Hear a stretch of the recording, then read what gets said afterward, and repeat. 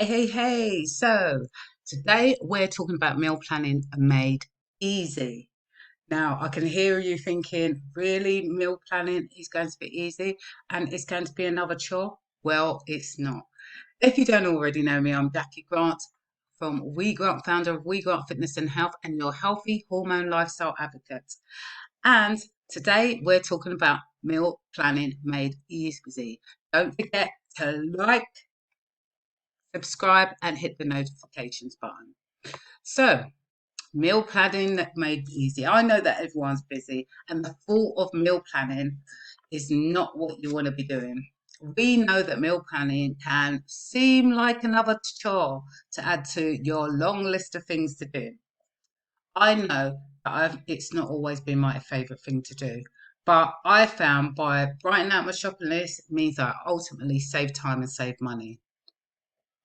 Less likely to buy something because I've just gone out because I'm hungry, and then I pick up whatever I want to eat on the way back, which has happened a lot of times. It also means less stress, which is completely what we need if we're balancing our hormones for fat loss. So menu planning means that you'll save time because you know what is for dinner and you won't have to run out to the supermarket as often. It also saves you money because eating out is so much more expensive than preparing meals at home. It also means less food wastage because you have bought your items to prepare your meals and you definitely reduce the calories too. A lot of time we convenience buy and end up choosing processed packaged foods, or you just go out and buy a meal and find that it has high sugar, high salt, and high everything in it. So, in summary, if you meal plan, you will have a plan for the week. You won't have to rack your brain at the last minute and think out what's for dinner. So, it sounds like a good plan. Okay, so I'm going to talk about two more things that are really important when it comes to meal planning: quality control and getting organized. And then at the end, I'm going to give you some tips and tricks that you can start to build in. So, next, quality control. So, what does that actually mean?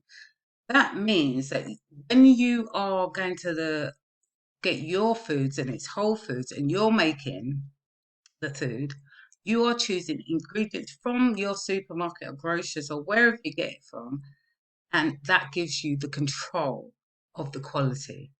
So, for instance, I love going to Aldi's, love it. No, it's cheap, but actually, it's British and I'm in London, so it's not shipped as far as if I'd bought something that actually was in another country, has to come through, has to be flown over, go through customs, stored somewhere, stored another place, then it actually, gets over to me in whatever supermarket I go to, and then I buy it. But it's had a numerous journey, and it won't be as nutritious by the time it got to me.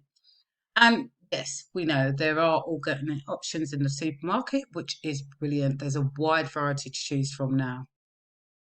So it's really important that you look at which things that you need that it's organic, because there's the Clean 15 and the Dirty Dozen. Dirty Dozen are the ones that you need to get organic, and the Clean 15 mean that you don't have to actually get organic. If you don't know what they are, definitely go in the comments down below and say to me that you would like a copy of mine, or actually what I might do to make it easier is just pop a copy so that you can just download it. Okay, so when we eat out, there's usually high sodium levels than when you cook at home. MSG is almost always added along with other controversial ingredients. This doesn't mean that you shouldn't eat out, but when you select and prepare your own foods, you know exactly what's in there, what's included in the dish, that you've made it and you've got better quality control of your foods. And you know how much nutritional value that meal has got. Tiggs, my cat, is disturbing my foot at the moment. So this is a huge help when it comes to weight loss and weight management. So that is the second point that I wanted to tell you about. Quality control, it's really important. Now, the final thing is get organized before I get into some more tips for you. So, how do you plan your meals? How do you plan your meals right now, guys? Let me know how you plan. Because even though I'm not live, it is amazing for me to come back and see these comments that you have made. Okay, so when you're getting organized, what the first thing you want to be doing is pick a day of the week you're going to plan for your meals. I usually go for Saturday or Sunday because it's usually when I'm going to go shopping. I've been more stuck to Saturdays recently. So just choose a day that works best for you. So make sure it's a day that you can make time to look in your cupboards, and start to build in what meals you're going to have throughout the week. So, like, say you could go shopping, you could plan on Saturday and then go shopping on Sunday, or you could do planning the night before that you're going shopping, and then go shopping the next morning. Um, and it just depends on you. Now, there are loads of things that you can use in terms of building your shopping list. You can use apps on your phone to build in that share with your family so that they can input into the which saves a lot of time in having a little meeting with them, and then everyone taking twice as long that there needs to be in terms, so it saves time. Just send them, everyone knows what access to the app, and then everyone puts in what they'd like, and then also if you're the controller you can take off the ones that you don't want to get before you get out there. Okay, so how do you plan your meals? Let me know how you plan your meals. It also helps to know what others are doing. So, for me, in terms of when I'm building up content and stuff like that, it's always good to get that insight from what other people are doing. So, do you look up recipes online? Do you have existing recipes? Do you find cookbooks? What do you use, or do you use a combination of the three, or do you have some favorite meals that you actually like to make on a regular basis? There's loads of people do. They have one meal that they like to make on a regular basis, and it more or less gets made every week. So, do you have any of those? Um,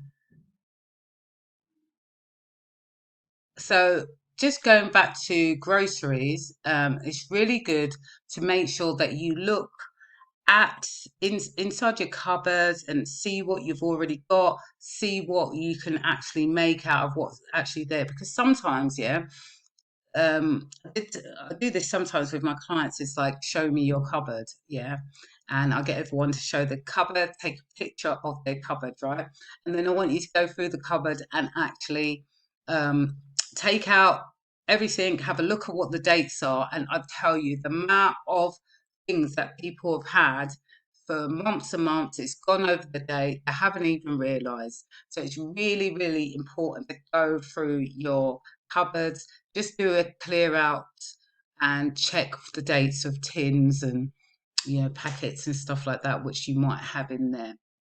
And it's always good just to get rid of stuff anyway. Clearing out the clutter is always a good thing that I like to do with my clients. It's like clear out the old to bring in the new. If you do that, then especially if you're trying a different kind of nutrition plan, it's always good to just clear out all that stuff that probably won't help you during your new nutrition plan. But also, it means that you've got rid of things that are out of date. So if you've got your recipes, you know which ones you're going to use. So start with 5 or 6 recipe that you've already got, and start there and start adding in your own style. It's really good because, I generally start cooking something, I make it.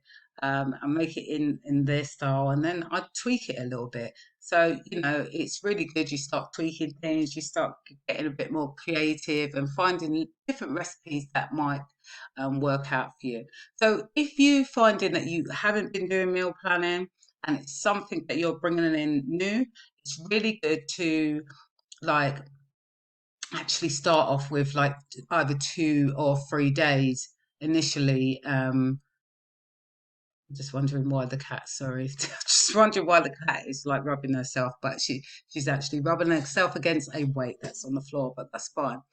Okay, so if you typically eat eat out and you're just starting to meal plan, it's like start off with like 2 or 3 days a week that you've planned your meals, yeah, and then start off meal planning from there.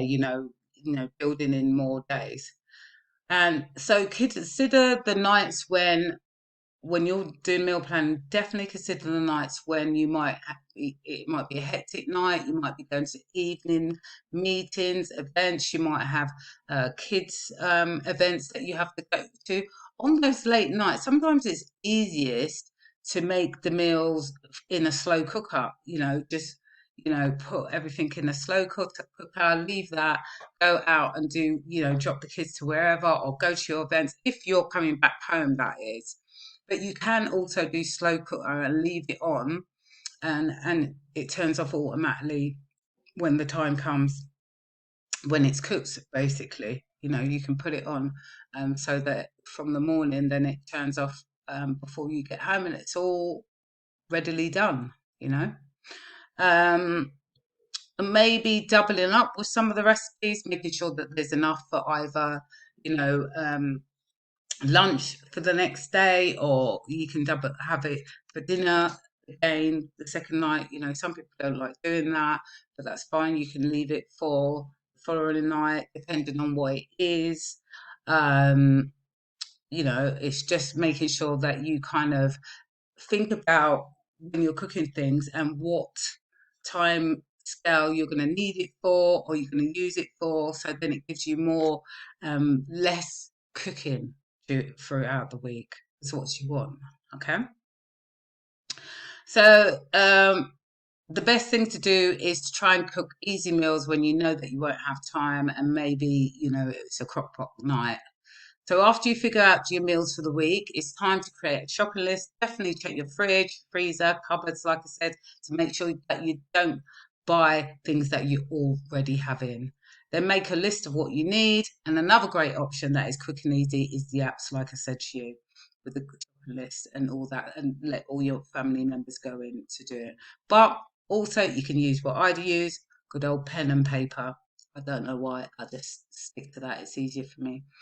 Once you've figured out which nights are busy and you have a menu for the week and you have your shopping list all set, you now want to write down your menu plan for the week. I've seen some of my clients put it on calendars, on a whiteboard, on a chalkboard in their kitchen. It's great because you and your family can see what you're having in each night. Another thing to do is to keep a recipe folder with all your favorite recipes, all in dividers. Put in, whatever style it is, whether it's Italian, Indian, depending on what you cook, that is English, so that you have that all, sorted out for you, or just have them on your computer. Another thing that you can do is print them off and put week one meals, week two meals, and so on. You can look at up and coming weeks, and you can go back and rejig those recipes, or even go back to the week's recipes. You can also get menus and food sent to the door from other places. So HelloFresh, I've used that before, or Gourmet Chef. I can't remember what the other one's called, Gourmet something. And it's really useful, especially if you want your kids to be involved, because it's got all the ingredients come, and then they've just got to prepare it, which it's worked very, very useful when I've had to do that with my son, because he hardly ever cooks. So it's really good so that he doesn't have to get all the bits and pieces. It's already there and he can just make the meal. So that was all my tips in terms of get organized. So, some here, I'm going to give you some bonus tips. So, cook once, eat twice. I did kind of speak to you about that one before. Plan to make double or triple what you normally make for dinner so that you have leftovers for lunches or, you know, for adults or kids and or another dinner. And you also have the option to freeze some of the leftovers to use the following week if you prefer.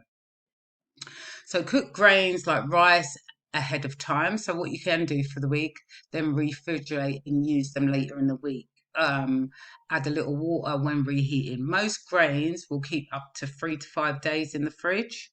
So, it's all good then. Be sure to have food defrosted. If you're using any frozen items like meat, chicken, and fish, be sure to check what you need for the next day or two ahead of time. Okay. Um, Chop your veggies on the weekend or the night before to prep ahead of time and place in a storage container in the fridge. Also, decide which frozen veggies you can use instead of fresh, especially for stews, soups, crock pots, those kind of things. Make any marinades, dressings, spices, mixes, and sauces in advance to save you time on those busier nights. So, something that you can do for your coming week is take a look at your calendar, see which nights you'll be cooking, decide which night you'll need a quick, easy meal and which night you'll have more time to prepare. Then start meal planning. What new recipes have you been meaning to try? Write out the menu for each day's meals. Make a list of ingredients you need to purchase. Double checking your pantry to ensure that you have spices and staples inside. Decide which day you're going to go shopping and don't be afraid to ask family members to help with prep or cleanup. So that was just a to-do list for you to do in terms of what I've covered. So that's me today, Jackie Grant, your healthy hormone lifestyle advocate, granting you better health and fitness.